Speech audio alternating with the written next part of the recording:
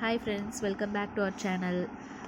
இன்றைக்கி என்ன வீடியோ பார்க்க போகிறோன்னு பார்த்தீங்கன்னா, புகழோட ஸ்கூலில் சில்ட்ரன்ஸ் டேக்கு வந்து gift கொடுத்துருக்காங்க. அது என்னென்ன இருக்குது அப்படிங்கிறத ஒன் பை ஒன்னாக பார்க்கலாம். ஒரு பென்சில் ஒன்று கொடுத்துருக்காங்க வித் ரப்பரோட.